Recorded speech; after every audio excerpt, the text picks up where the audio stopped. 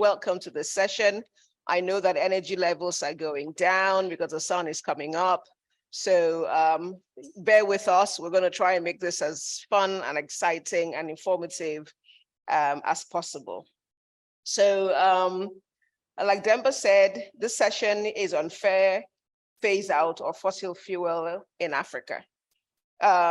Today we have an incredible panel, a really great panel of experts who will be discussing the importance of transitioning away from fossil fuel to prevent the worst impacts of climate change and how this can support a just energy transition in Africa.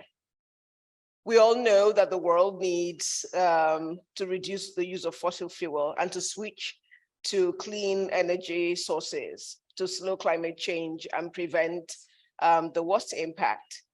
So the imperative is not in question. What is in question is how fast and how fair can we make this happen. Yesterday, we're all here and we heard about the opportunity for Africa to lead its own just energy transition, to deliver prosperity on the continent, and the need for Africa mineral deposits to be treated with care. Today, we'll be exploring the challenges of decoupling fossil fuels from economic growth at the local, national, and global levels, as well as the risks and opportunities associated with a phase out of fossil fuel. So our panelists will discuss how we can protect economies and communities, and how renewable energy can deliver cleaner and fairer energy access. I'm going to now stop to introduce our panelists, and I'm going to ask them to please speak slowly, because for those who are doing the translation, and for those of us who have had to listen in the different languages, if you talk very quickly, it's very difficult for the translators to translate well. So please, I know that we have a time constraint, but it's important for people to hear and understand. So let me start by introducing the gentleman on my left, Ali Marie Sagne. He's from here, from Sali, really, isn't it? Yeah. He's from Sali and from Senegal. Ali is the founder and executive director of Lumière, Synergie pour le Développement, based in Senegal. If I just murdered that, blame my French teacher from secondary school. My apologies. He's an activist, IFI watcher, and business and human rights practitioner with over 15 years experience. Ali Marie works specifically to hold the African Development Bank Group to account at both a policy and operational level. Ali is a founding member of Publish What You Pay Senegal. Ali, welcome. Thank you, ChiCi, and thank you, everybody. I'm seeing a lot of faces I'm very familiar as a member of the Publish What You Pay community. Thank you very much. Great. So next is Mabel Okoye. She's from Ghana. Mabel is an energy and extractive professional working with the Africa Center for Energy Policy as a senior policy analyst and the head of monitoring, evaluation, and learning. She's an inclusive advocate with interest in optimizing Africa's extractive resources for inclusive and sustainable socioeconomic development, promoting gender diversity in natural resource governance, and integrating the differential impact of energy transition on citizens for an effective, just transition. Mabel is a member of Publish What You Pay Ghana. Mabel, welcome. Thank you, ChiCi. Our Toure is from Senegal, and she is the Senegal country lead for the Global Strategic Communications Council, hosted by the European Climate Foundation.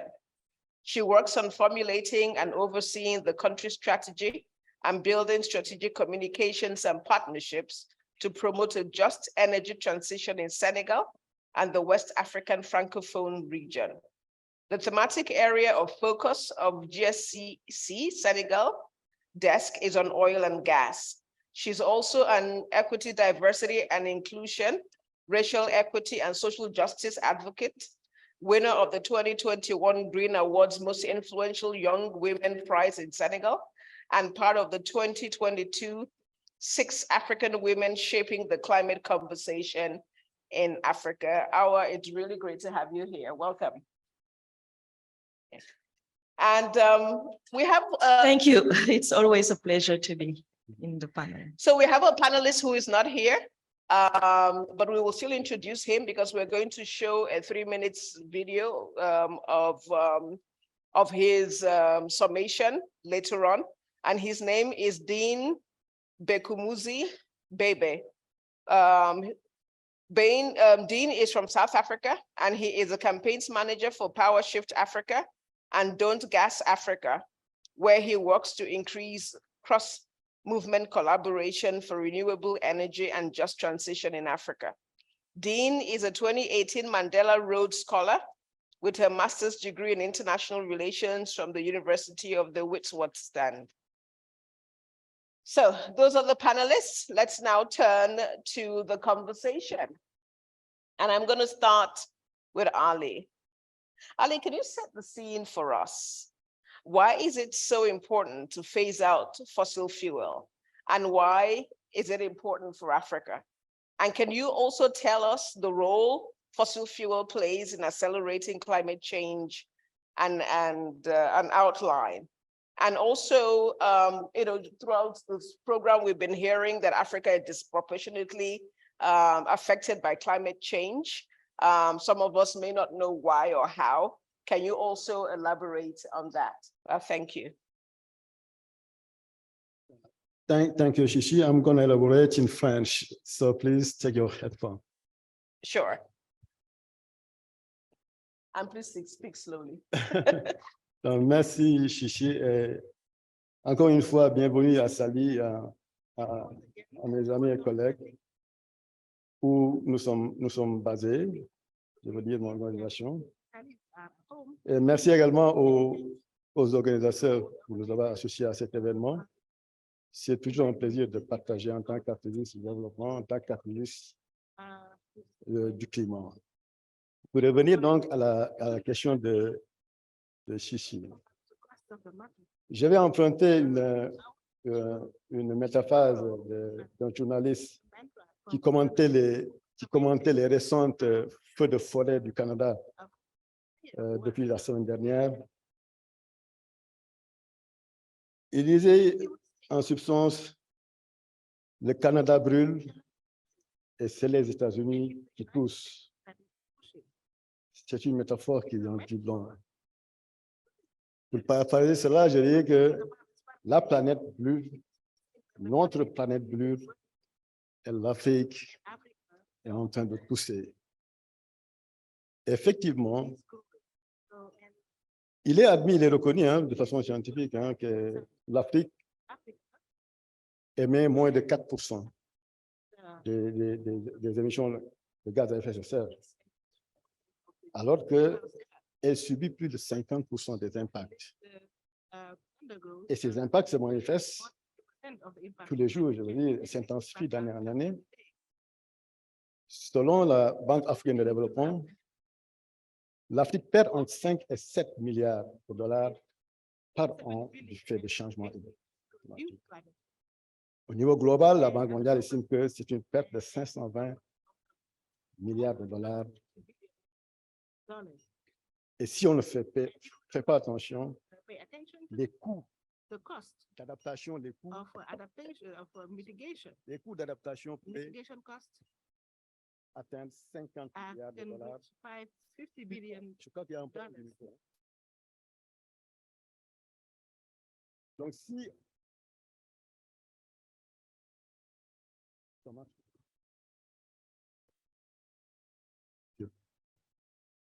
on ne fait pas attention,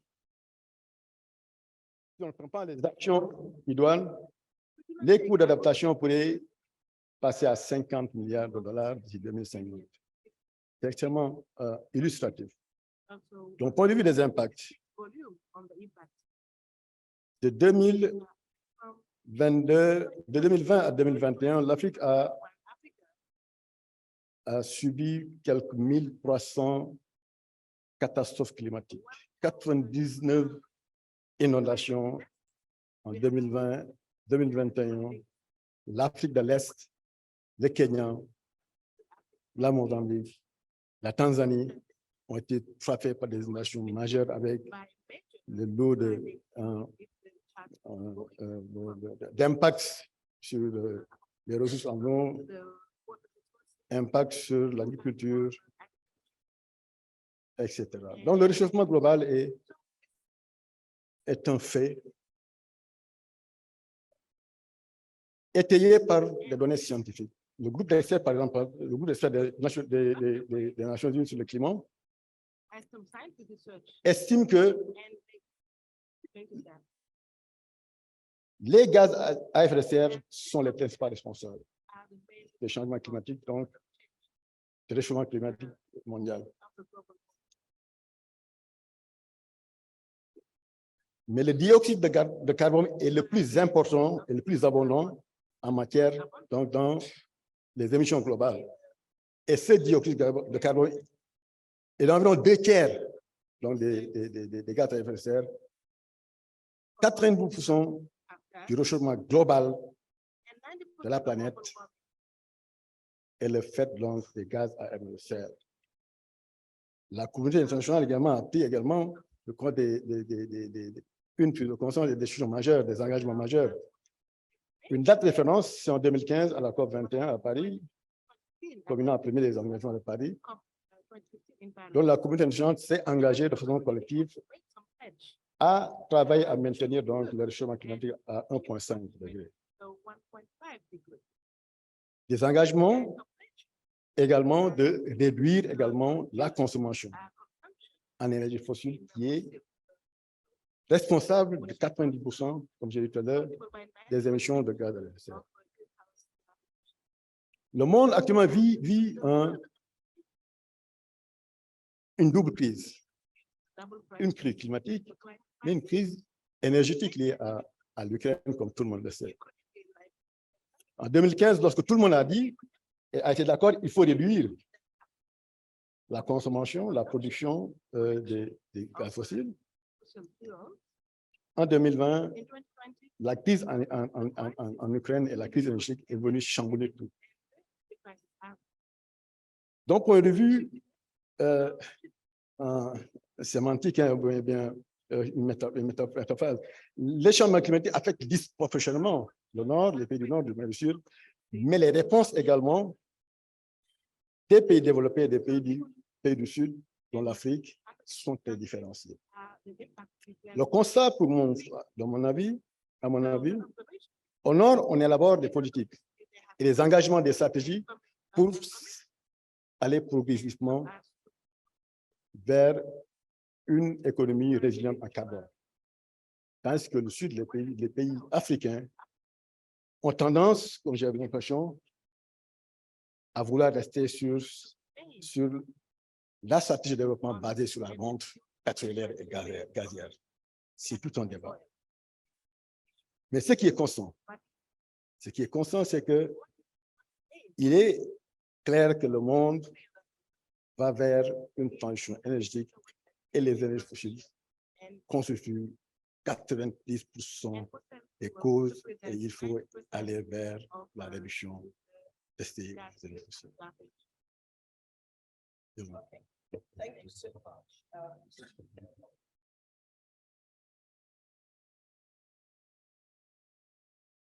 Thank you so much, Ali. It's really important that you also talked about the economic costs, because most times we're only looking at the environmental costs, and that really helps give the big picture of both the economic and the political costs. I'm going to go over to Awa now. Awa, what does this phase out look like globally? When we talk about fairness, as fossil fuels are phased out, what should we be thinking of? Yeah, thank you. I think on a global scale, the production gap report from the International Institute for Sustainable Development, I'll be providing some key statement and then developed a little bit just to give you a sense of the urgency. And so I was saying that from the International Institute for Sustainable Development article insights tell us that governments collectively plan to really extract twice the amount of fossil fuels, then would be consistent with limiting average global temperature rise to 1.5 degree. And the report shows that global fossil fuel production must start declining immediately and steeply. We also know that the International Energy Agency that there is no room for new oil and gas fields or coal mine to be developed if we are to limit the warming to 1.5. And there is more than oil, gas, and mines and coal in the fields that are already in production or in the development. And so the same result was found while IISD was exploring the Intergovernmental Panel on Climate Change Scenarios in the IPCC special reports on 1.5. So how fast should different countries phase out production, taking into account their economy's capacities, level of development, and degree of dependence on fossil fuel revenues? I think this is a very critical question that we need to keep thinking about. And if we are to co-create like sustainable green solution for phasing out fossil fuel. And I think that the Paris Agreement is clear that the pace of countries' efforts to mitigate climate change will vary according to the principle of common but differentiated responsibilities and respective capabilities. And so there is now, like at a global level, a growing consensus that coal should no longer be used to generate power after 2030 in developing countries, and after 2040 and 2050 in developing countries. And of course, there has been a Toure Center report also on the phase out pathway for fossil fuel production. The core principle of the report is that the pace at which countries phase out oil and gas production should be determined by their capacity to fund and enable a just energy transition for the workers and communities. So I just wanted to give these and perhaps also add on that since the amount of global warming is determined by the cumulative carbon dioxide emissions, it is also important that countries start reducing production right away. And of course, with the richest countries that must reduce oil and gas production by 74%, that's the report analysis by 2030 compared to current levels, and the most vulnerable by 14%. So if you look at this architecture, you will understand that there is a big geopolitical game happening with this oil and gas production, exploration in countries, and at the global level in different negotiations, whether it is on the UN or with multi-stakeholders actors. Each country is trying to position itself based on its economic interest and the value of those oil and gas production. The reason why I'm bringing this is because it is important while these negotiations are happening, and that each party is looking at what would benefit its economy most. It's the time for Africa as well to strategize on whether the oil and gas production will be really something that would benefit its people. And behind the justifications of economic means should be really waged, because an economic development that would undermine other sectors or the livelihood, food security, and I think it has been mentioned by several, by the audience before.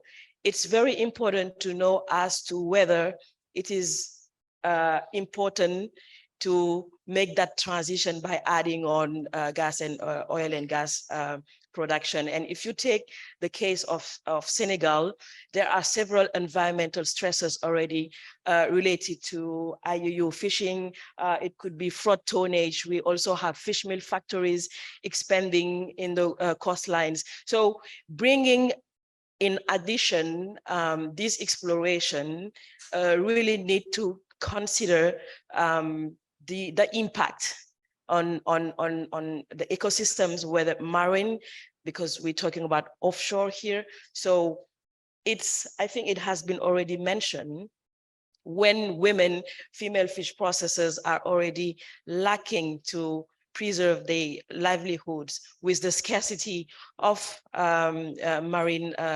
resources, how would they be able, with this oil and gas, to sort of see the other way around? So I think when we talk about fairness as fossil fuel for the phase out, we also need to talk and think about the link between debt and climate, because the government budget of African nations are choked by the cost of servicing debts to foreign creditors. Public money can be spent for adaptation, resilience, and for ensuring fair access to clean energy in our country. So when we talk about fairness in the phase out of fossil fuel, we want to mean that we need to restructure and cancel unfair debt. We need climate finance to flow in the form of more grants and less loans, so that we can free up budget to sort of speed up the transition.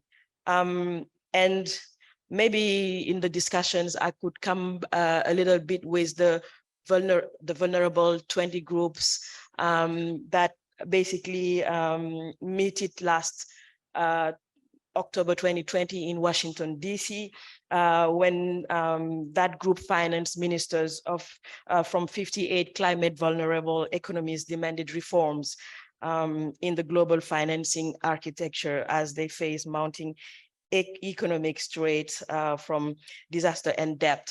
And there is also another element of the finance that is also maybe highlighting a little bit of the bridge down agenda. So all these new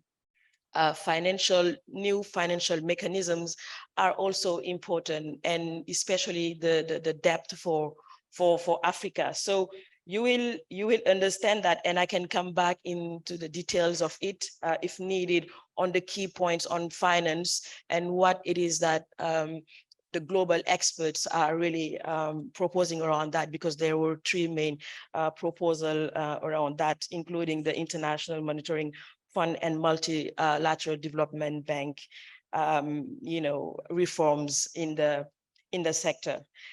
I would also try to say that, to add maybe, that we need to know that fossil fuel, like phasing out fossil fuel production does not mean halting the use and production of fossil fuel in Africa overnight. It won't happen that way. And rather it means starting widespread planning now to ensure there is time and resource for cleanup and for just energy transition for the workers and communities that depend upon the production. And an example for that is the critical questions we need to ask ourselves is, do the communities even know what are the potential risks associated with oil and gas explorations? The second thing is, because Senegal is about to submit a proposal on a just energy transition partnership as an alternative for the 100 billion climate finance on loss and damage that was not really yet, like the commitment was not yet met. And so if we look at that, the third thing is, do the communities have access to reliable information that will make them even understand the perspectives and decide. It's quite elitist.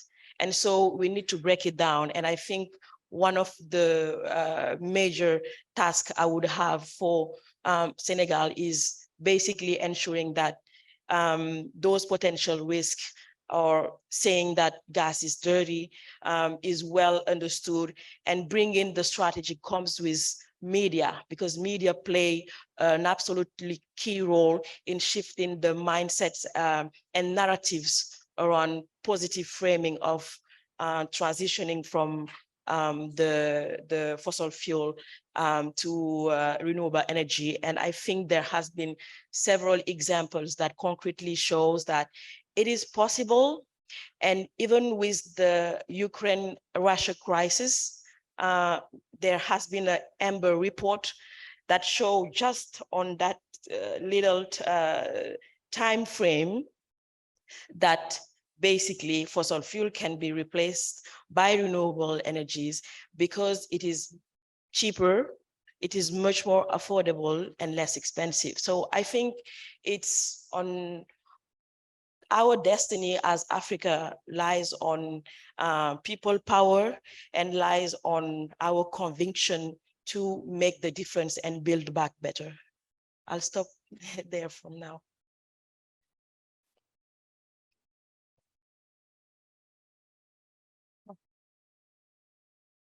Thank you so much, Awa. We're going to go to the risks and opportunity, and I'm going to go to Mabel. Mabel, you've heard from Ali and Awa. They've talked about, why it is important to phase out the fuel. They've talked about, what the implications are if we don't do it. But we've also heard that in Africa, we're only contributing 4% to emissions. We've also heard that there is politics involved in the climate change process. And so taking all this into consideration, we know that many African governments rely on the revenues they collect from fossil fuel projects. Should we care about climate change? Or should we be looking at what Mabel and Ali have said? What are the biggest risks as the world increasingly turns its back on oil and gas? And could you please focus on covering the risk of stranded assets, undermining economies, and need for economic diversification? Why are these things important for Africa if we are dependent on fossil fuel projects as a continent to a large extent? Thank you. Thank you very much, ChiCi, and thank you very much to the organizers of this event for having me.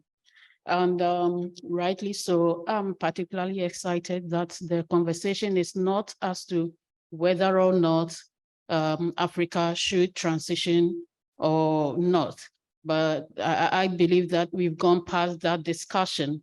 The transition, whether you believe it, whether you think it's a conspiracy theory, it is coming.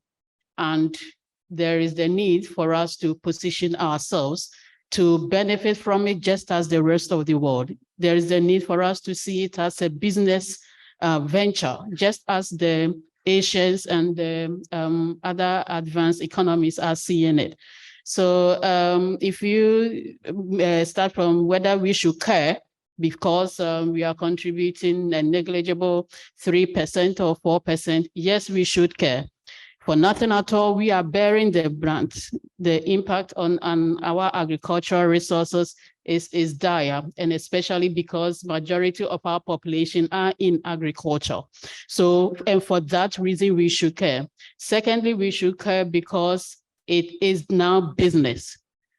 Within the geopolitics, China and the EU are scrambling for our resources, not just because they want to feed their or meet the demand of their population, but they are looking at meeting the global market demand.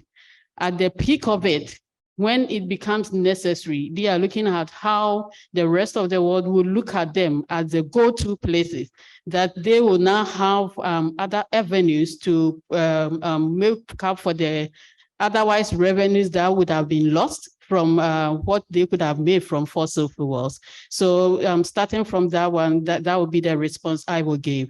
But now to the main question.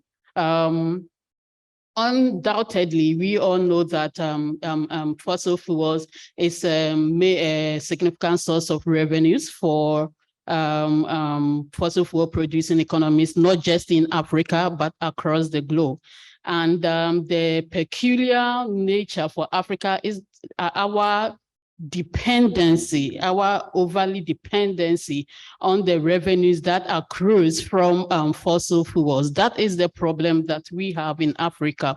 Because when you look at the data, for instance, larger economies like Nigeria, if Nigeria has over 60% of its domestic revenues coming from fossil fuels, then in the wake of this energy transition and facing our fossil fuel, we should be shaking.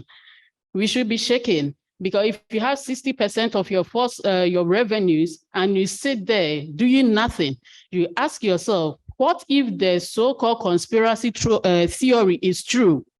Where do you get 60% of your revenues, which even is not enough? How do you make up for it? How do you finance development projects?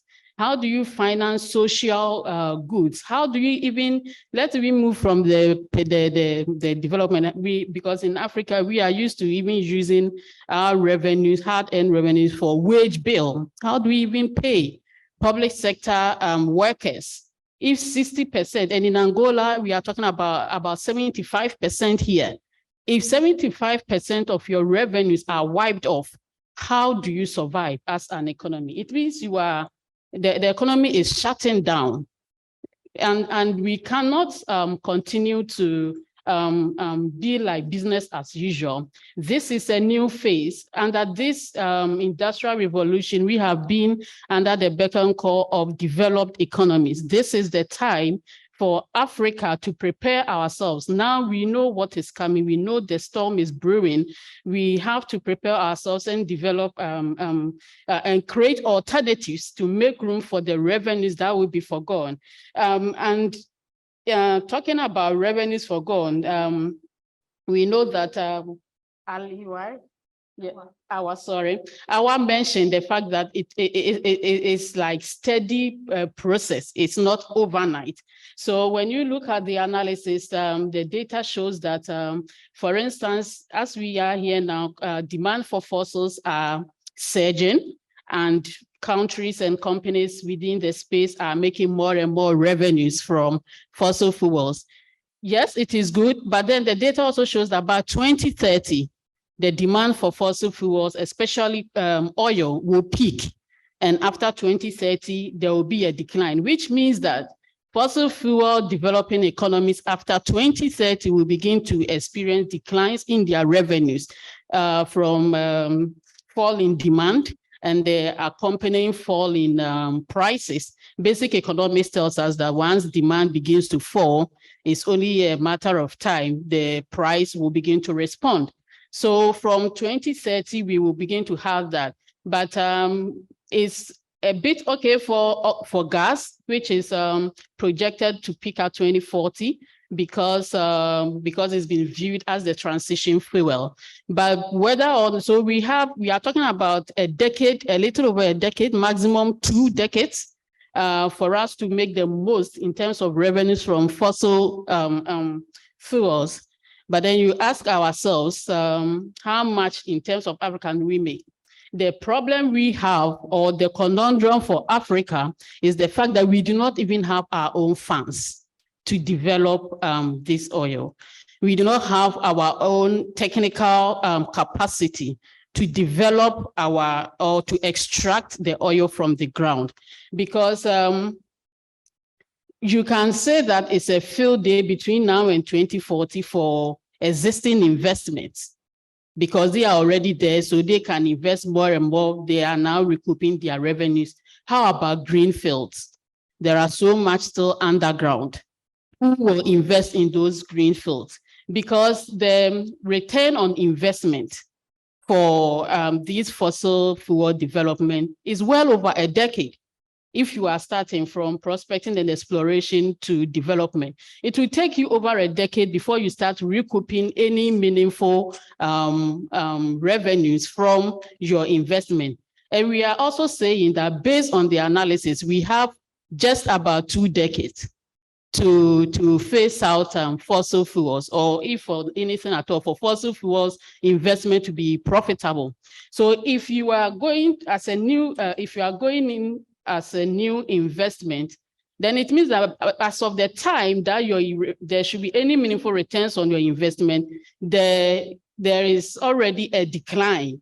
The fossil fuels are no longer profitable. So currently there is no incentive for new investment, and especially because we don't have our own money, we don't have our own technical expertise, it becomes a huge problem for us to even cash in on the few years that is left, because we are now dependent on foreign investment to do that. So we risk the assets that's underground. That's the major issue, because right now the issue is not even the tax revenues, the export duties, the foreign exchange that we are getting now. Fine, they make a significant portion of our domestic revenues, but the significance of the revenues is the assets that will be forgone, because the analysis shows that about 2/3 of assets underground may not be able to come out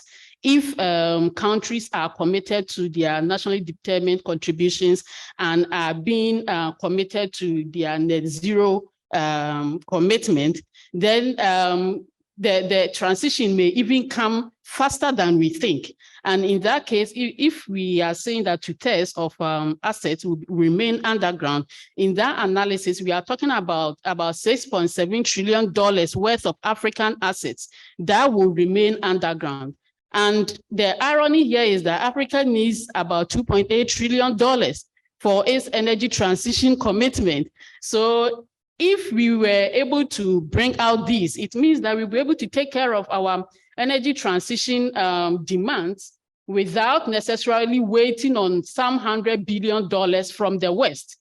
But the issue is that, so should we say energy transition we are not phasing out?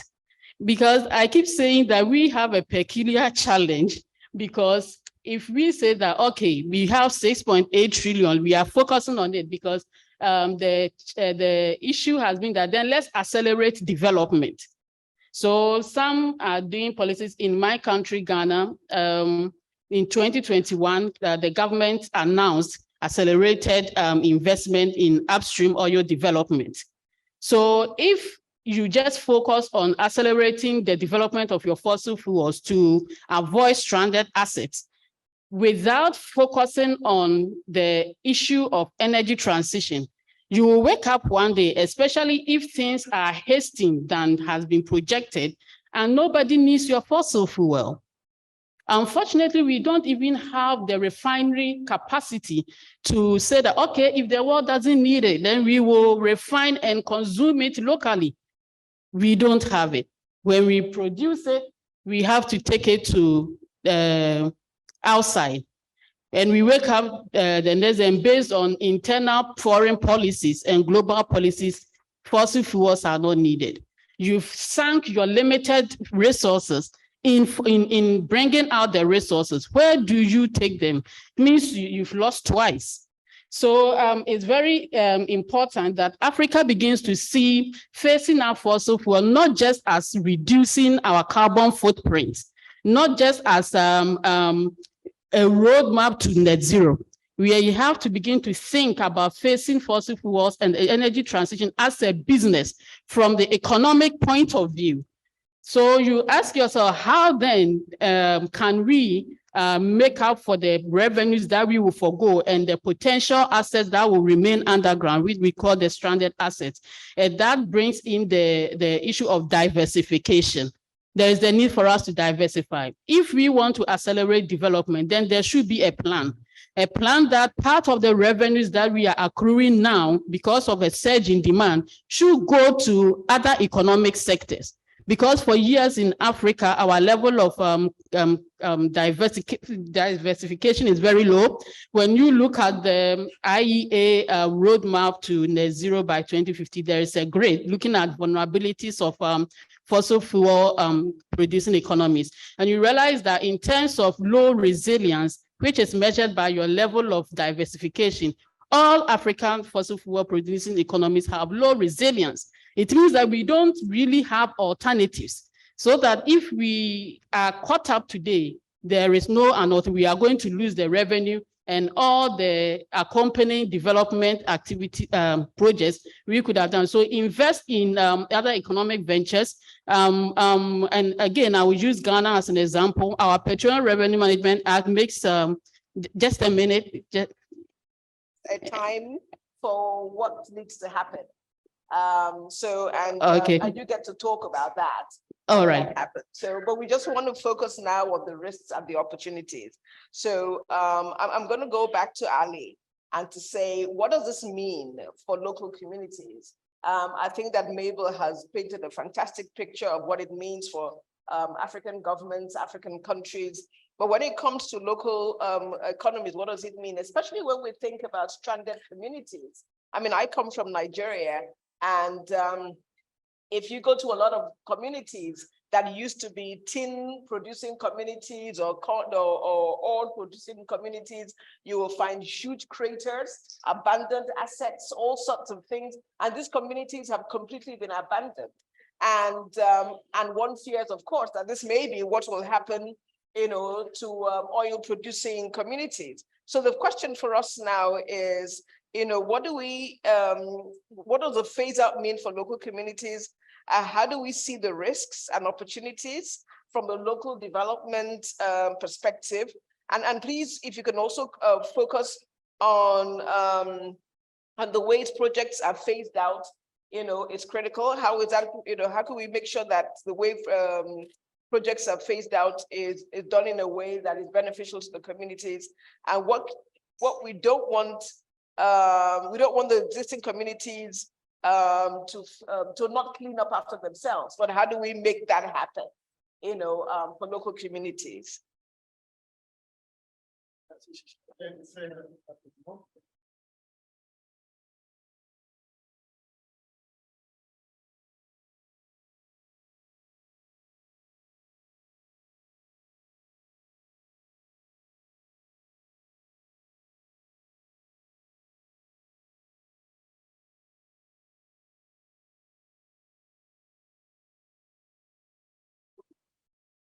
Oui, ça marche pas. Donc, l'industrie pétrolière et gazière est connue pour son haut niveau de risque environnemental et social. Nous avons fait voyager des communautés du delta du Saloum, là où le Sénégal attend les premiers barils de pétrole. On les a fait voyager là-bas pour voir, visiter les communautés, se rendre compte de leurs conditions de vie, qu'on continue aux impacts. Et je rappelle qu'en 2010, Shell avait déversé 4 millions de mètres cubes de pétrole sur le delta et détruit plus de milliers de kilomètres d'écosystèmes. Et jusqu'à présent, les impacts sont là-bas. Elles sont rentrées avec une autre perspective, parce qu'au Sénégal, on nous vend l'idée que tout sera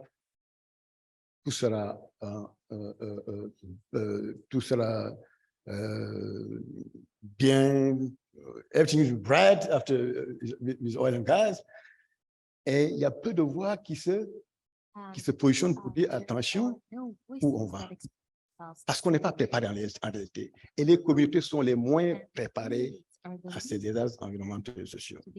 Pour revenir à votre question, c'est juste une réflexion. Nous sommes là juste pour, en tant que société civile, nous positionner, définir ensemble des stratégies pour voir dans ce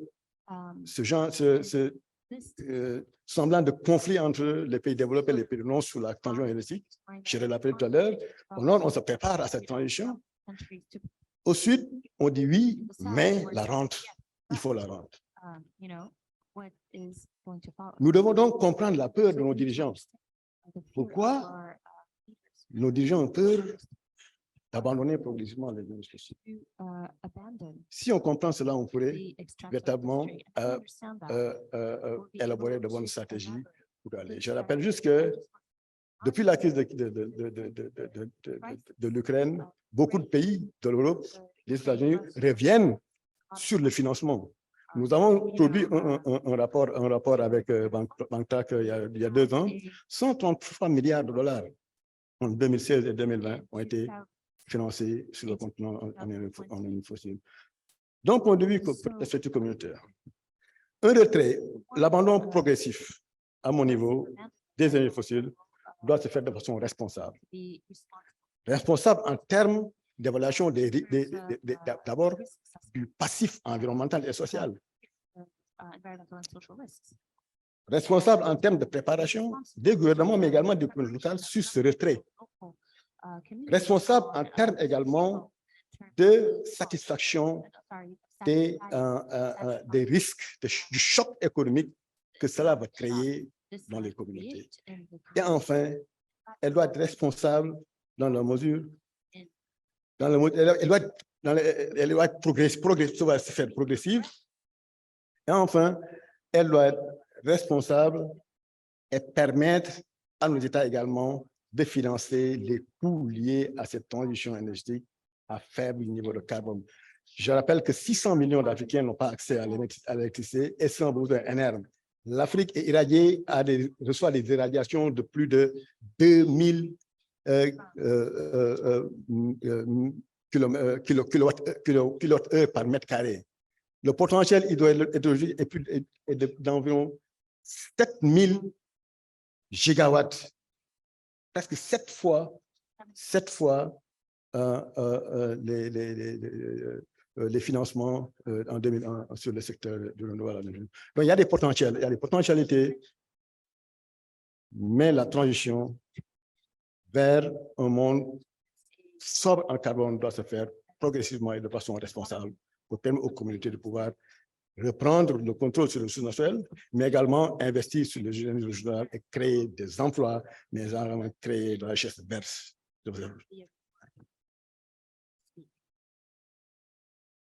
Thank you so much. Thank you so much, Ali.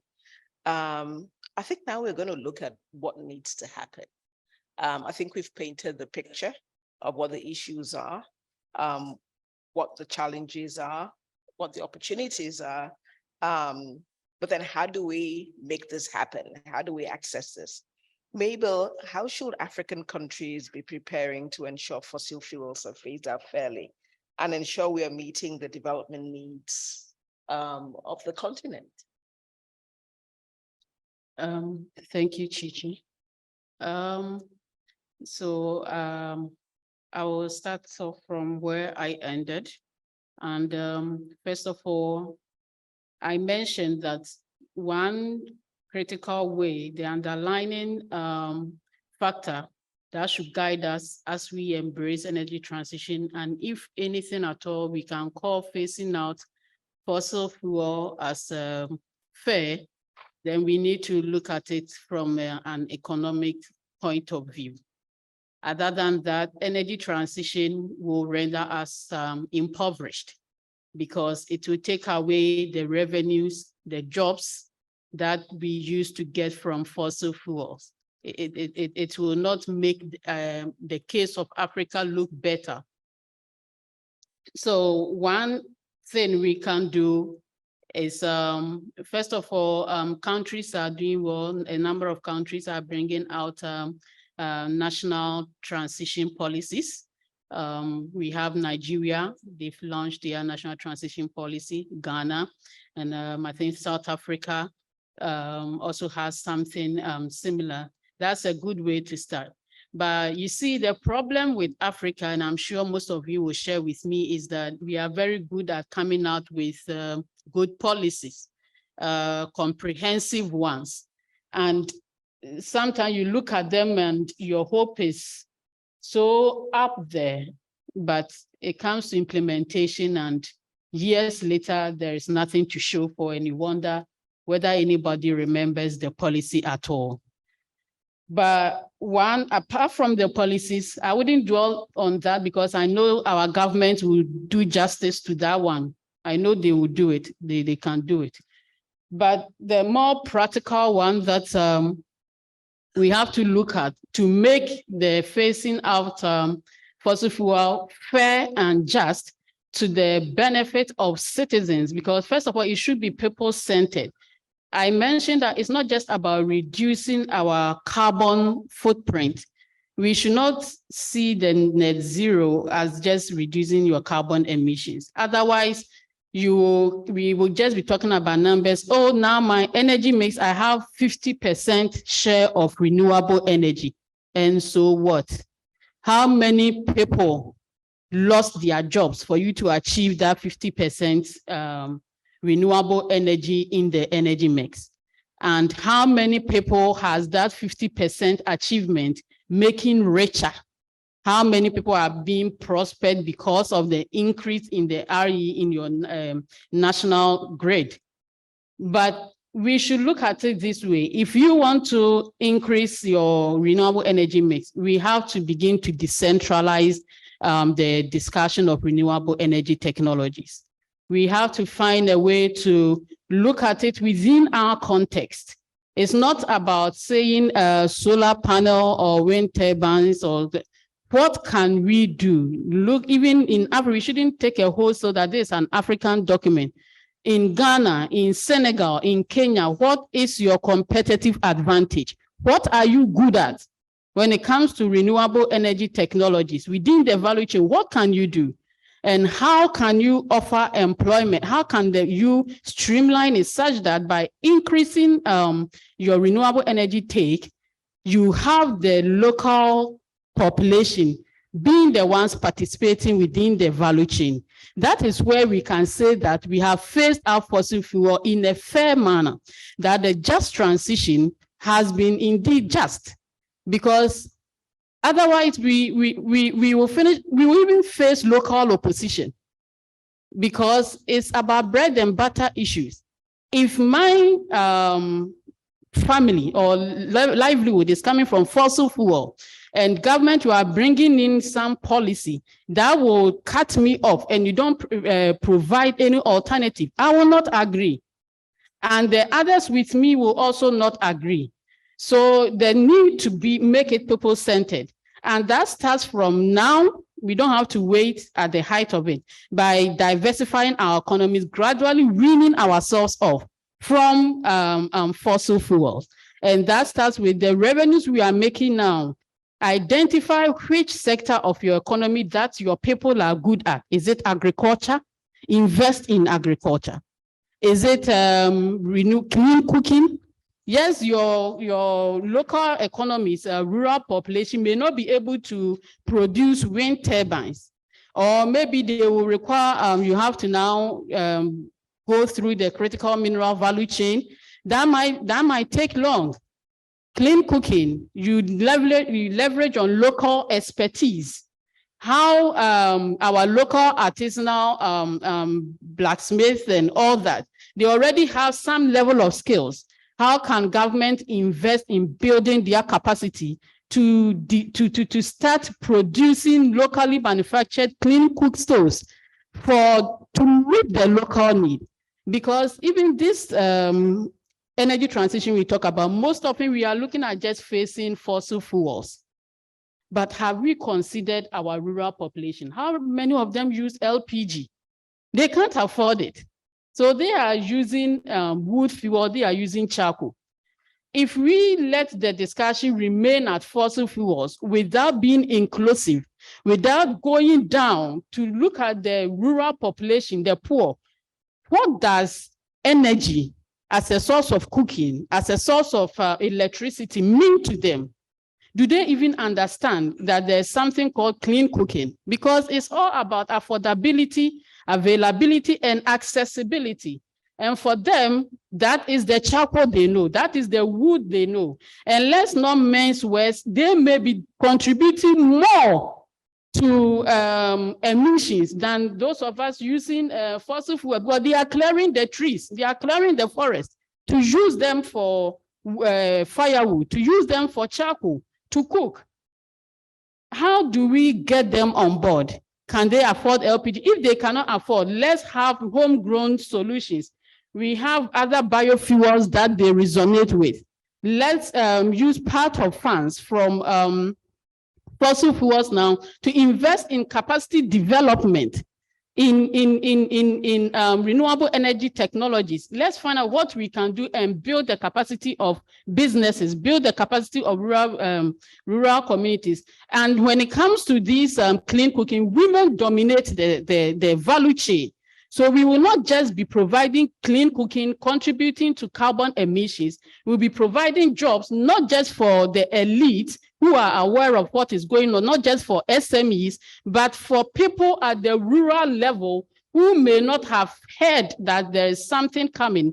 But once you bring it down to their level and they know that you are not coming to take away their sources of livelihood, but you are providing a cheaper and a cleaner alternative, then they are with you. Another way we can look at it is by bringing in our national oil companies. Our national oil companies are fixated on accelerating the development of fossil fuels. But then, as have already been mentioned, after some time, they will be irrelevant. And that's where there's the need for them to open up, just as the BPs are doing. There's the need for them to open up to embrace more energy portfolios.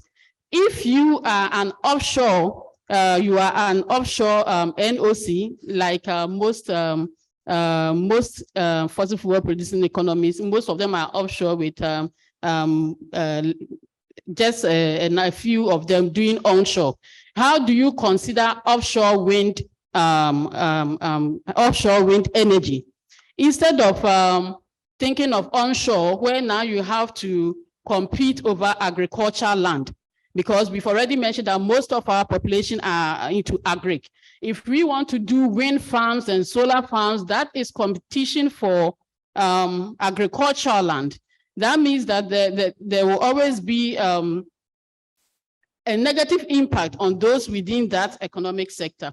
So we should consider how we can reskill to also consider other energy portfolios. For instance, if you are you go into wind or solar farms on offshore, then it means that at a point that fossils become irrelevant, as a national oil company, you still have something to leverage on. You are still relevant within the market to provide energy. So I would want to end it here. Thank you.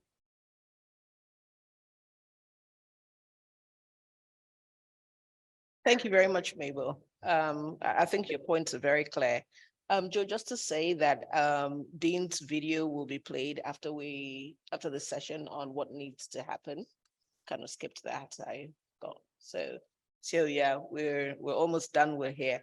Ali, your organization has done a lot of work looking at the role of the African Development Bank in relation to climate action.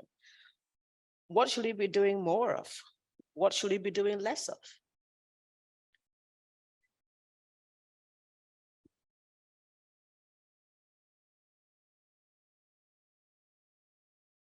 Merci, ChiChi. Thank you, ChiChi.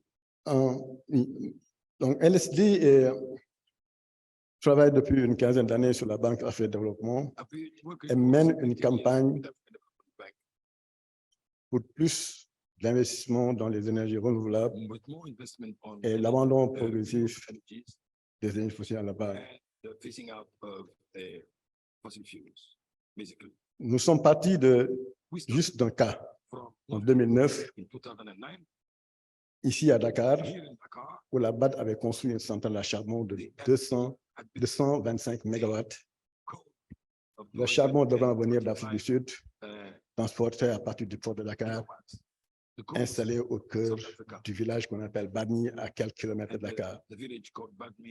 Nous avons fait une étude comparative en lisant les politiques de sauvegarde environnementale de la BAD et les réalités sur le terrain en termes d'impact, en termes d'engagement avec le commerce, etc. Et nous nous sommes rendus compte en 2010, avec les résultats qu'on avait de l'étude, que ce projet n'était pas conforme aux politiques environnementales et sociales de la Banque africaine de développement et n'était pas conforme aux politiques de la Banque néerlandaise de développement, qui était cofondateur. Au moins 7 standards de la Société financière internationale ont été bafoués. C'est là que nous avons tenu dans nos stratégies à intégrer ce cas de Sendou dans le dialogue de politique sur l'énergie avec la Banque africaine de développement pour le montrer que ce projet de centrale à charbon est un projet inopportun et dangereux pour l'environnement des communautés. La campagne a produit un résultat extrêmement important en 2019, quand, à la conférence sur le climat en septembre 2019, la Banque africaine, par le biais de son président, a fait une déclaration historique disant que le charbon est pour le passé et le renouvelable est pour le futur. Et nous, en tant que Banque africaine de développement, nous ne financerons plus jamais de centrales à charbon. Mais le combat ne s'est pas arrêté là-bas. De mon point de vue, l'argent est important pour le développement. L'argent est important pour améliorer la qualité et le niveau de vie des populations africaines. Mais de mon point de vue, les politiques doivent être en amont. Si on n'a pas une bonne politique sur l'énergie, si on n'a pas une politique d'énergie claire sur les moyens, sur les priorités de l'Afrique en termes d'énergie, le combat pour la transition énergétique sera vain. C'est pourquoi, depuis au moins 3 ans, nous poussons la Banque africaine de développement à réviser sa politique sur l'énergie, de façon à intégrer ces questions émergentes sur le climat, ces questions émergentes sur l'abandon progressif des énergies. Malheureusement, la BAD, par son président, semble avoir également pris goût à la rente pétrolière. C'est la BAD qui a championné avec le président sénégalais l'adoption, l'acceptation du gaz naturel comme énergie de transition. C'est un mensonge. Sachez que le gaz naturel contient du méthane et le méthane est responsable à 25% du réchauffement du climat actuel. C'est une fausse solution et nous allons combattre cela à la base. Je terminais mes propos en partageant une déclaration très symbolique hier à l'Allemagne. Le sultan Jaber est le président de la COP 28. Lorsqu'il a été élu l'année dernière, beaucoup d'activistes du climat étaient déçus parce que c'est un dirigeant d'entreprise pétrolière. Donc, il fait partie de l'industrie pétrolière et gazière.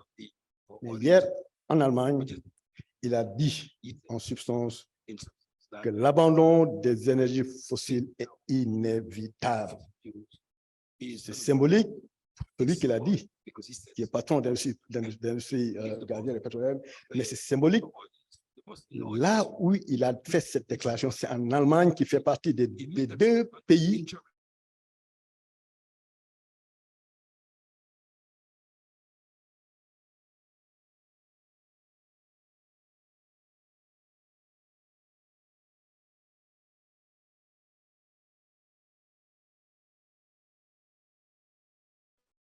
elle sera où c'est le déluge. C'est ça mon je vous remercie.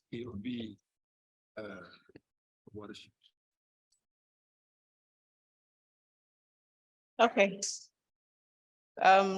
Thank you so much. Maybe you can add to what Mabel talked about. I'm going to want to end this session on a positive note. Can you talk a little bit more about what the opportunities are, but not repeating what Mabel already said? Are there more opportunities that you see, especially for renewables here on the continent? Thank you very much. I think before addressing that question, I will a bit react on things that have been mentioned previously, very shortly.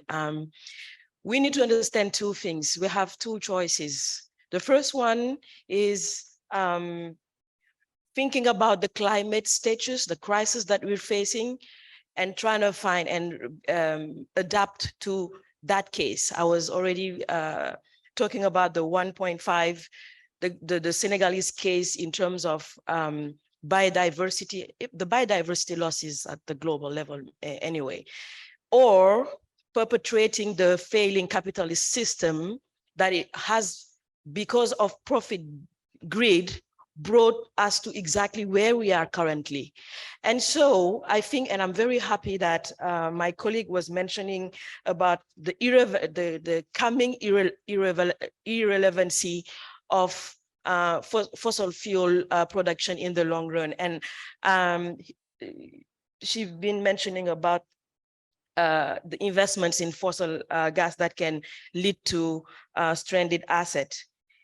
As the world decarbonizes, it is the gas infrastructure risk becoming a stranded asset by suffering from unanticipated or premature write-downs, devaluation, or conversion to liabilities where investors or government take losses, on capital investment. So if we know that on the long run, an investment is going to be irrelevant, and while in the global north, the example I gave for Ukraine crisis, they are already implementing the transition to renewable energy. So what will happen is, if we strategically thinking in the long term to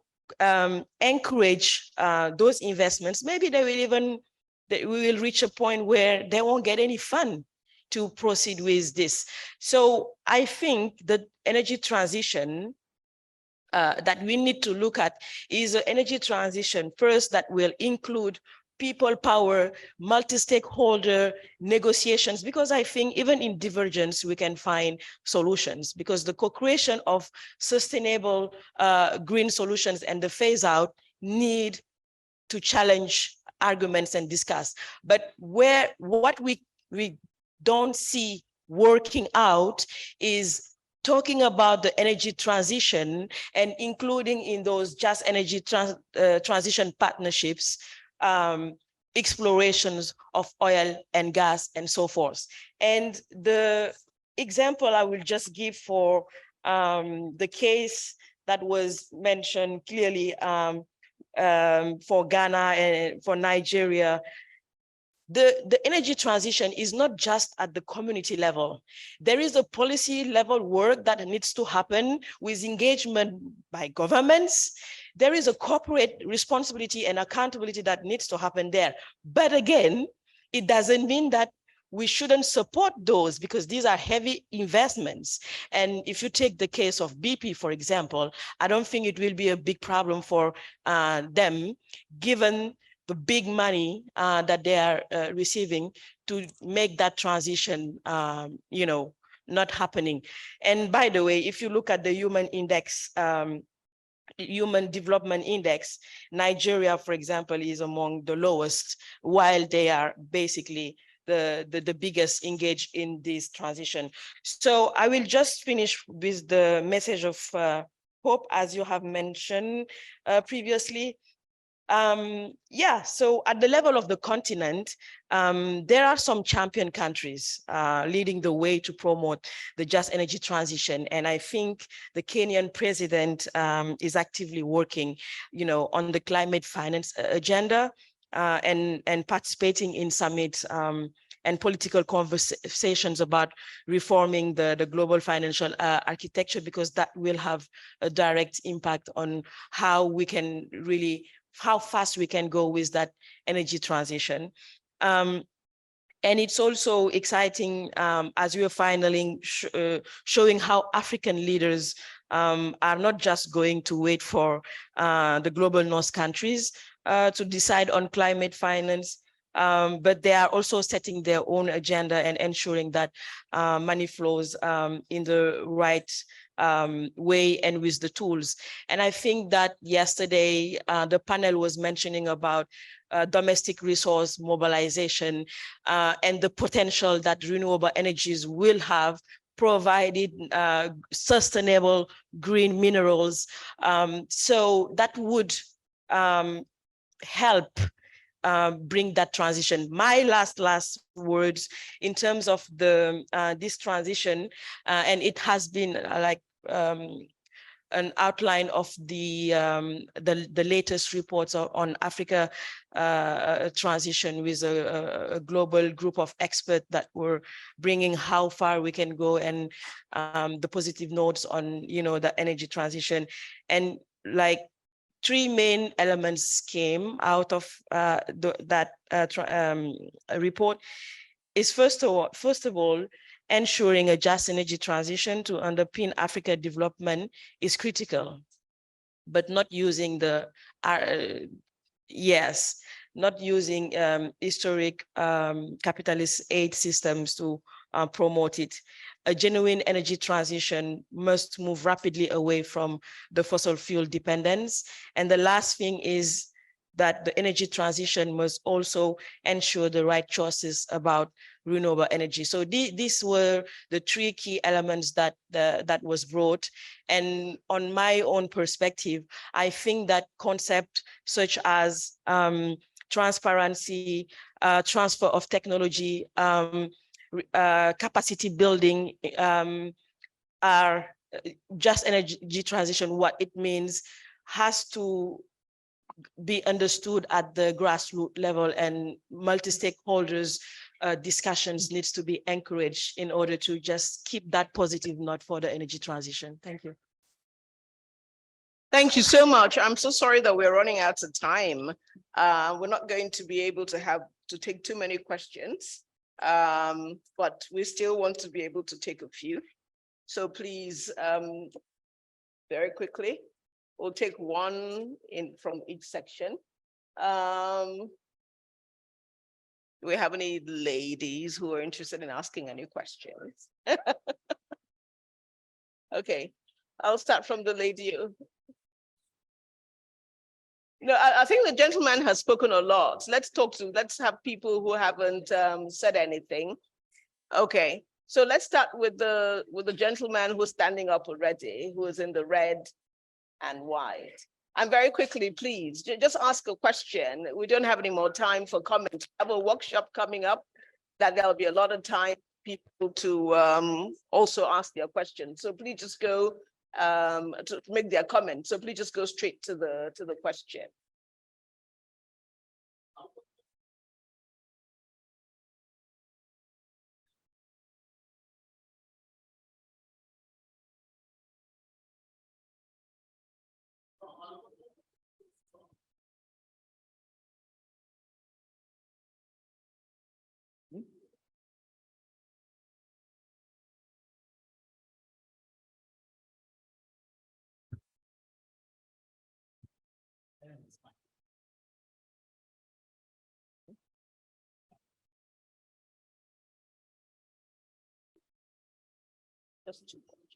Merci. Malheureusement, moi, je n'ai pas de questions. Je voulais faire juste un commentaire et rejoindre les propos de ma sœur Djougana. Nous sommes en train de parler de transition énergétique. Nous devrons d'abord nous interroger si nous avons l'énergie en Afrique. Je crois que c'est la première question que nous devrions nous poser. Nous sommes en train de parler de transition et je rejoins la dame. Je parlerai d'une transition de la transition énergétique. Tel que nous sommes en train, on a exploité le pétrole, le gaz pendant des années. Est-ce que cette exploitation a été juste? Aujourd'hui, nous parlons d'exploiter les minerais de la transition. Est-ce que nous allons exploiter ces minerais de la transition aux mêmes conditions qu'aujourd'hui? Je viens d'un pays pétrolier qui a 300 000 barils par jour, mais nous n'avons que 27% des 300 000 barils par jour. Est-ce que nous allons exploiter les minerais de la transition avec les mêmes principes? Nous n'avons pas une redevance minière proportionnelle qui ne dépasse pas les 20%. Nous avons des cost stop à 50%. Est-ce que c'est ça que nous voulons? Est-ce que nous ne devrons pas aujourd'hui poser le problème d'abord de la justice dans l'exploitation qui existe aujourd'hui. Parce que je ne vois pas, il y a des raisons de laisser ces minerais de la transition énergétique sous terre. Parce que déjà l'exploitation que nous avons aujourd'hui n'a pas produit le développement. Nous sommes en train de demander à un monsieur qui va à la retraite, qui n'a pas de maison, qui ne sait pas comment il va se soigner après sa retraite. On nous dit aujourd'hui d'abandonner les fossiles. Oui, mais on veut bien abandonner les fossiles, mais faisons d'abord de la justice aujourd'hui. La manière dont nous exploitons les fossiles aujourd'hui, est-ce que... je vous ai dit que j'ai juste un commentaire, s'il vous plaît. Je vais finir. Je vais finir. Pour ceux qui participent à la réunion de l'ITIE, je vais vous inviter à venir au panel, à la session de gagnant-gagnant, à la session qui parle de la modélisation fiscale. Mais j'aimerais aussi rappeler aux Africains que hier, lorsque on a voulu développer la canne à sucre, on est venu chercher les hommes pour travailler en Afrique. Cut you off now. I really must cut you off. Je suis en train de finir. Je suis en train de finir. Please. Oui, s'il vous plaît. Okay, please. I really ask you, you have a session, we have a workshop, you can talk about it then. We really need to give other people an opportunity to speak. Thank you so much. Okay.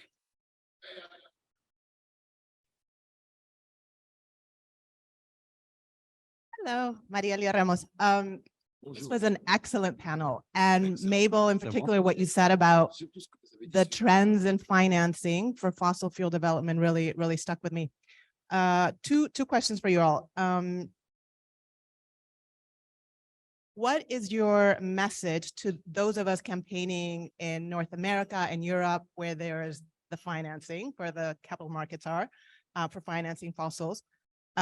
What should be our message to fossil fuel investors? And second, this question about gas, if we look at the government energy transition plans across the region, they include gas. What is the role of gas? And then what is our collective message to investors about gas? Thank you. Sorry, let's go ahead. Merci, madame. Sarkozy avait dit que l'Afrique n'était pas entrée dans l'histoire. C'était une simple erreur. Il devait dire que l'Afrique est sortie de l'histoire, comme la Grèce antique était sortie de l'histoire, comme Rome, comme les pays de la Mésopotamie. L'Égypte, je ne peux pas le citer parce que c'est le seul pays d'Afrique qui révèle des preuves physiques de l'histoire de l'Afrique. Et une haute autorité sénégalaise avait dit dans une conférence récente que on ne peut pas parler de transition parce qu'il n'y a pas d'électricité. Ali a dit 600 millions d'Africains vivent sans le courant. Mais c'est l'occasion d'entrer dans l'histoire en ne faisant pas de transition, mais en utilisant les énergies vertes, les énergies propres. Mais il faut pour cela que les pays d'Afrique ne comptent pas sur les autres.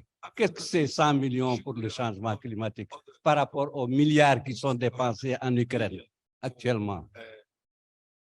On ne peut pas compter sur eux pour quoi que ce soit, même s'ils comptent sur nous pour préserver les forêts équatoriales en RDC, au Gabon, etc. Nous ne devons compter que sur nous-mêmes. Il faut qu'on s'organise pour faire comme la Chine, par exemple. La Chine n'avait rien. En 1960, elle était au même niveau que nous. Mais petit à petit, maintenant, quand quelqu'un doit leur vendre du matériel high-tech, il faut qu'ils viennent le produire chez eux. Et après, ils ont la technologie. Chaque pays séparé ne peut pas faire ça en Afrique. Il faut au moins que par groupe régional, UEMOA, SADC, etc., qu'on s'organise pour que tel élément, par exemple les panneaux solaires, on ne les importe plus. On installe une usine dans un des pays de la SADC, de l'UEMOA. Et dans un autre pays, on installe des batteries, par exemple. Ainsi de suite. Les batteries étaient produites ici en Afrique, au Sénégal. You really need to round up now. Yes. J'ai presque terminé. les batteries étaient produites ici, hein, au Sénégal, depuis les années 70. Et ça marchait bien jusqu'à ce que les Chinois déversent leurs produits. Bon, excusez-moi, quand on m'interrompt, je ne veux pas avoir l'impolitesse de continuer. Merci. I apologize. I really wouldn't want to cut you off here. Just that we're very short on time, and we also have a workshop in which people can contribute some more in the afternoon. So I'm going to go back to the panelists and just in 1 minute, if you can respond to the question, and I'll just go to Mabel to start with. Mabel, could you answer the question around the messaging for people in the global north who are campaigning? And what should their message be to fossil fuel investors? That was a precise question. I think the other things were comments. And so if you can answer that question and then just take 1 minute for your final thoughts, and each one of the panelists will do the same as well.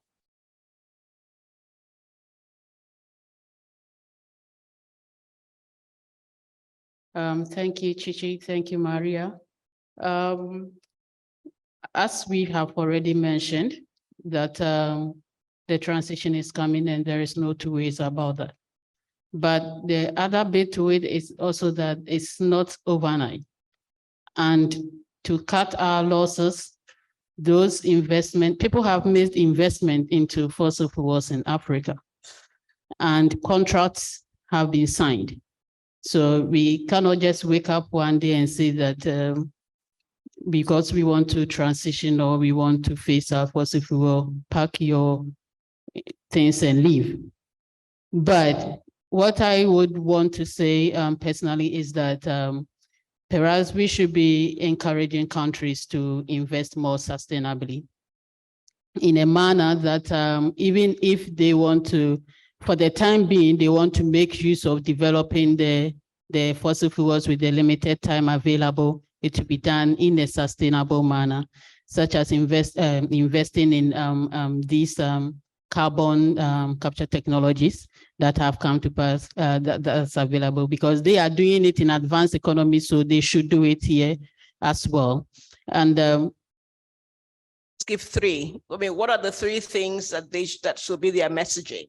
So that could be helpful. Or Ikulu Ali, do you want to be able to say just three things? What should be their major messaging, in the global north?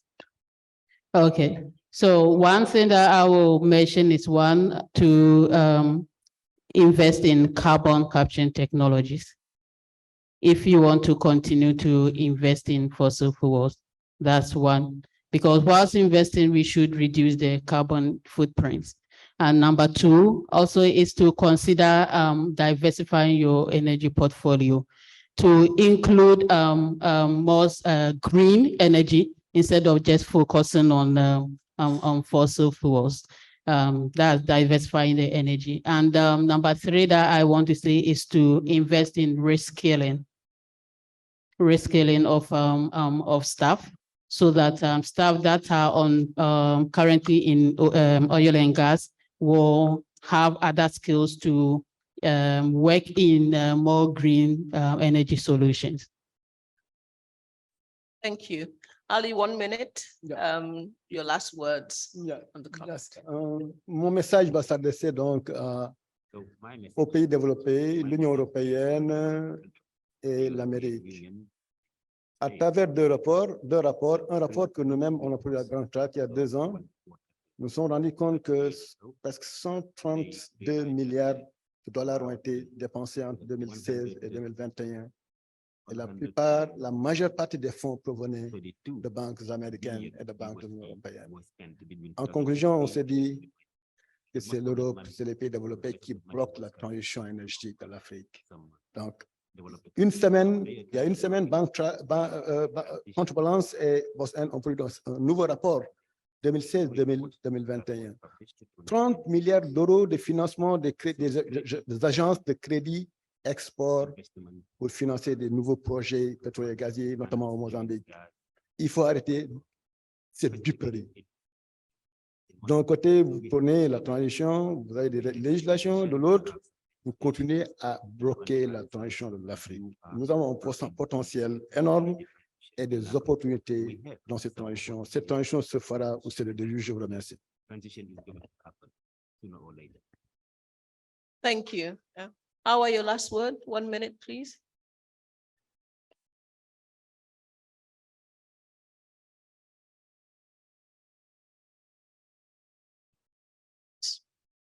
Can you hear? Oh. So my last words would be, and as a response to the message that the question that was addressed, is to come to the basics of humanity, solidarity, bringing that global solidarity that is needed to co-create sustainable alternatives to renewable energies. And so for the global north, I think my takeaway and key points would be really pointing out the accountability and historic responsibility of the global north in addressing, in causing these climate crisis.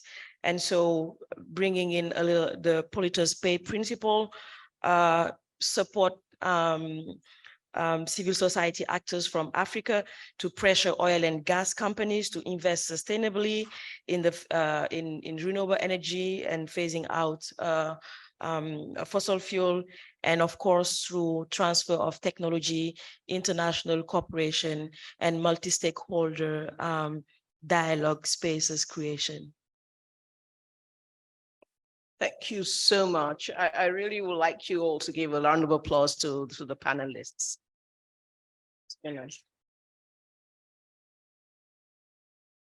I think for me, my last words is to say that, the energy transition, like everyone has said, is here. The train has left the station, and we all need to be on board. But I think that there's some of the issues that also have not been talked about. We raised the issue of, Africa not being available, not having technology to actually drive its energy transition, or even the fossil fuel that were there. And I think that this means that we also have to be talking to our educationists. We need to be talking to our universities. We need to be looking at our curriculum. We need to become a lot more invested in the technology in the future. We talk a lot about communities, and it's extremely important that we focus on the communities. But research has shown that by 2050, majority of Africans will be living in cities, which means that we also have to be looking at what that means in terms of energy consumption and energy transition. We need to be looking at cities and looking at what we need to be doing. We also need to be looking at our competitiveness. It's important, of course, that we make our rural communities more sustainable and more viable, but we also cannot continue to just look at ourselves as people who produce primary technology. We have the capacity to compete globally, and we need to be able to start positioning ourselves as people who can also compete globally. A lot of countries in my country, just before I came here, I saw adverts of people who have started producing electric cars within Nigeria. Africans need to be able to support each other, to also purchase things from ourselves, because it's one thing to encourage production. It's another thing to actually buy those production. If we think that what we produce isn't good enough, then it's unlikely that other people will purchase it. So I think that it's also important to look at that. We talked a lot yesterday and even today about government, and we cannot stress that more than enough. We need to get our governments organized. Civil society needs to start getting into the spaces that government, occupies, and where government talks, where government listens. We need to become a little bit more pushy and forceful, and we need to be very clear ourselves in what it is that we are demanding and what it is that we are asking, government to do. We need to be able to build our allies with the West. There are international NGOs that are completely committed to African countries and to African transition movement. We need to be able to make sure that we are connected with them as local organizations, so that they can amplify our voices and amplify our demands, and that and that we can be in a position to ensure that what it is that we need is making it to the global front. I thank everyone for being here today. The conversation continues this afternoon. Thank you so very much. And I apologize that we didn't have enough time for questions, but there's ample time this afternoon to do that. Have a lovely day. Thank you. Yes.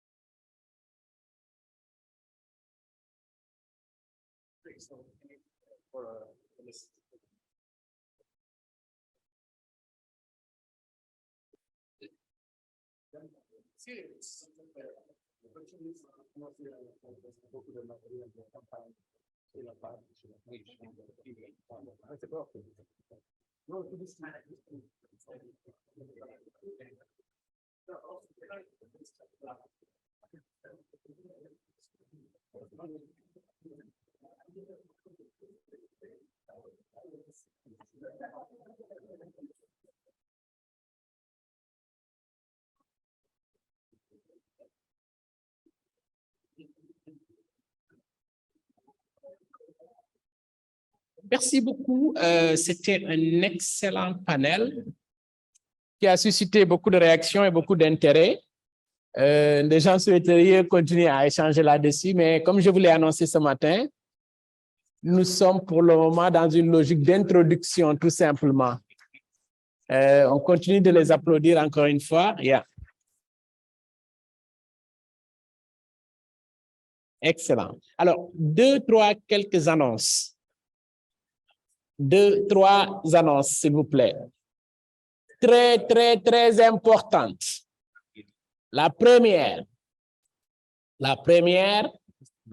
est que avant d'aller en pause, vous me suivez? Are you with me, please? Avant d'aller en pause, juste là, devant la porte, vous verrez les escaliers. Dès que vous descendez, il y a le grand baobab.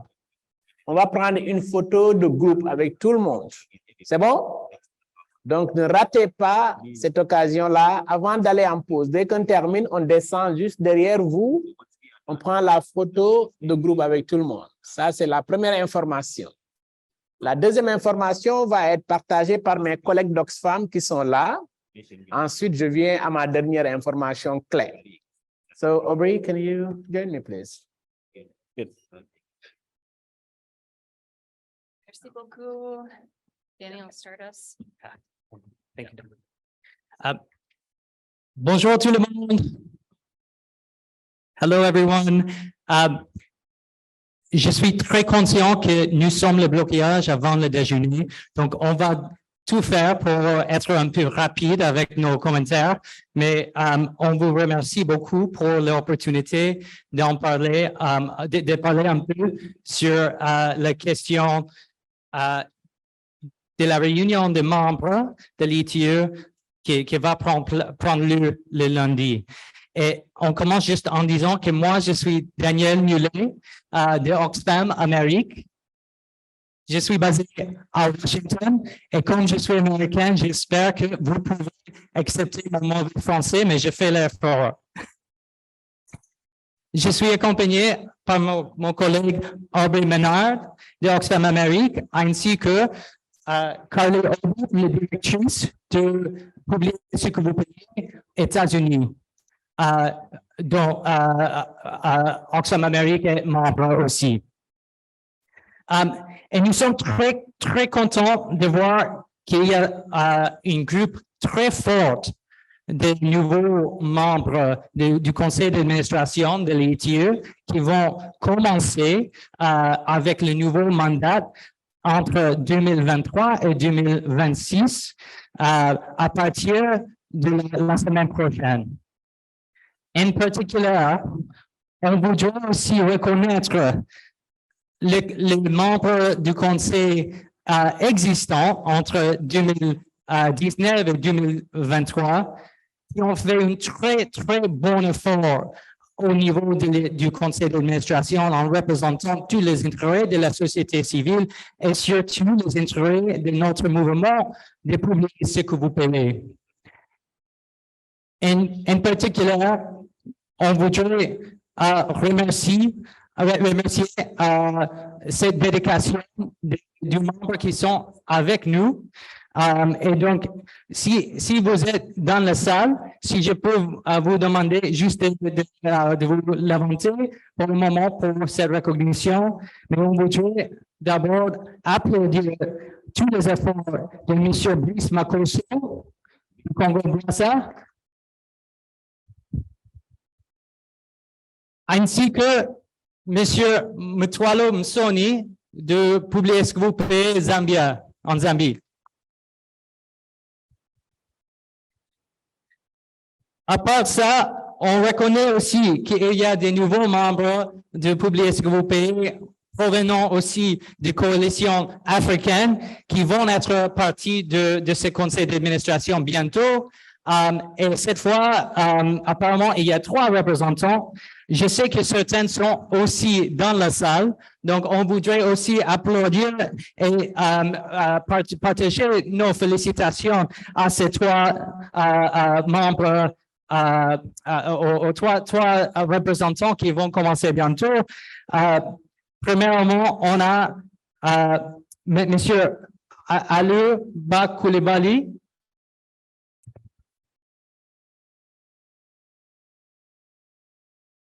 On a aussi Madame Tamika Halwindi.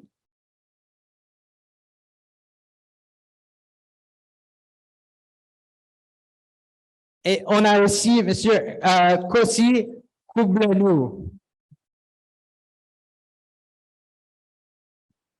Bravo, nous sommes très contents d'avoir cette participation et certainement aussi la représentation de la Mauritanie, de la Zambie et du Togo dans ces conseils d'administration. Nous sommes très contents de travailler aussi avec vous pour les 3 ans à venir. Et avec ça, je passe la parole à mon collègue. Okay, thank you, everyone. My French is far worse than Daniel's, so you want me to speak in English. And again, also sorry for standing between you and lunch, but we need your help. Not all of the constituencies represented at EITI are as lucky as we are to have great representation. Exxon, an American oil company, is being put forward by the company constituency to serve on the EITI board once again. Exxon has been a founding member of EITI and has been on the board for years, and despite this, is not meeting its obligations under the EITI. We're all here for so many reasons, but at the core of why we're here is that we want companies to publish what they pay.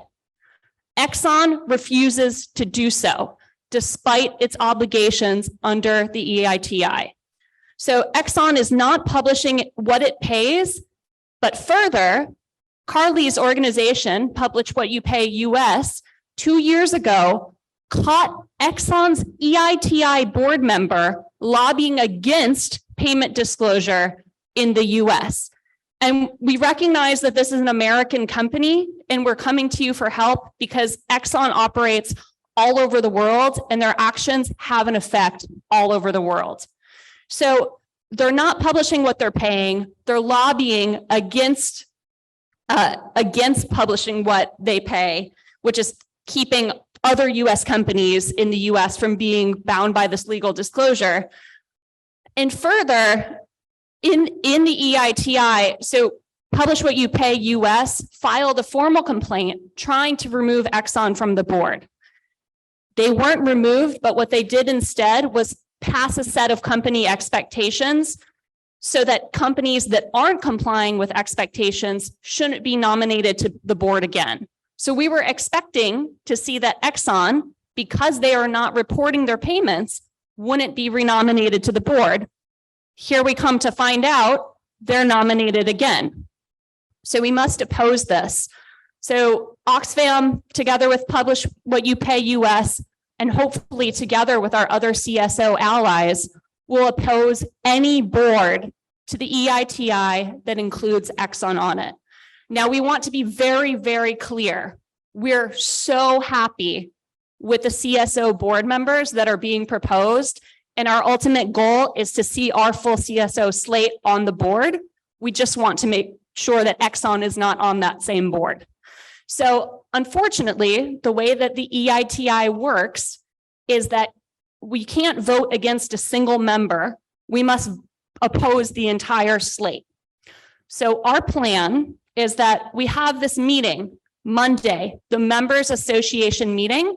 And I know many of you are members of the association, of the EITI Association. The meeting is Monday at 4 o'clock. Our plan is to deny quorum, which means if they don't have the CSO constituency, they can't go forward with voting on a board. We're planning to deny quorum until they remove Exxon from the board slate. Once Exxon is removed from the board slate, we are happy to confirm the new board. But the EITI cannot go forward without a new board in place, and we are opposed to Exxon being included in this board. It's also, you know, in EITI, countries are held to the standard. Countries are validated. Countries shoulder most of the reporting burden, and companies need to do their part as well. And companies need to be held accountable for meeting their expectations under the EITI standard, especially if they are on the board leading the organization. So we thank you all for the time and listening. We are very, very happy to answer more questions about this, but we don't want to keep you from lunch. So what we're going to do is at lunch, Daniel, Carly, and I will have a table. We invite you to come discuss this action with us. We also have a blog explaining this in detail. It's currently being translated into French, and we have QR codes that will link you to that blog as if you're interested in reading further about this. But we want to thank you for your time and hopefully thank you for your support in this important action. Un grand merci.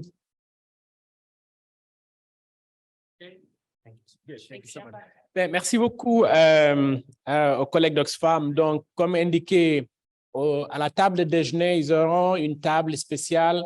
Ceux qui ont envie de rejoindre cette table pour discuter davantage de cette position qu'Oxfam défend par rapport à une compagnie qui s'appelle Exxon et qui ne publie pas ce qu'elle paye alors qu'elle est désignée membre du conseil d'administration de l'ITE.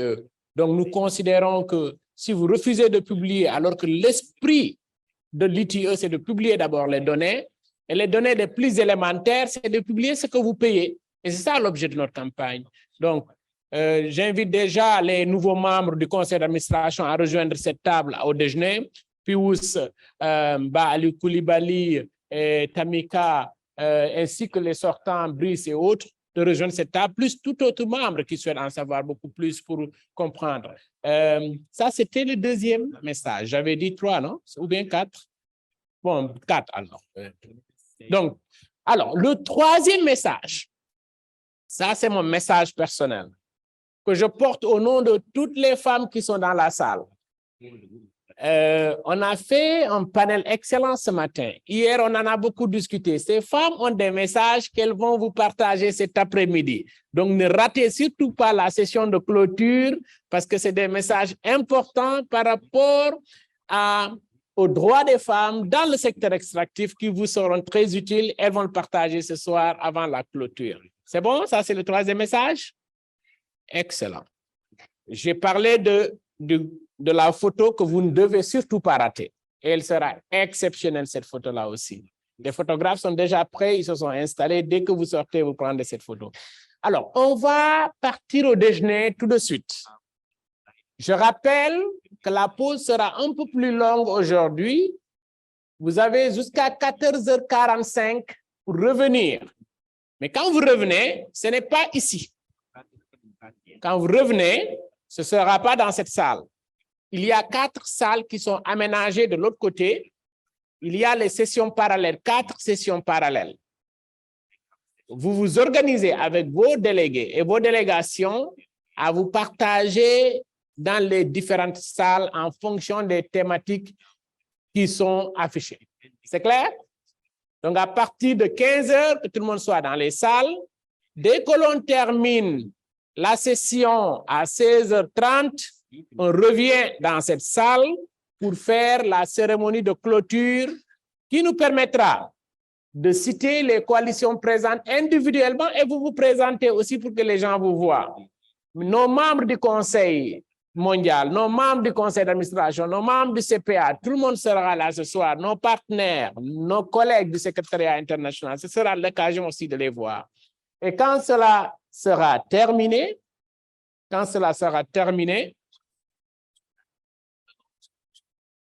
donc on fait la photo ici. Alors, donc ce ne sera pas possible pour nous.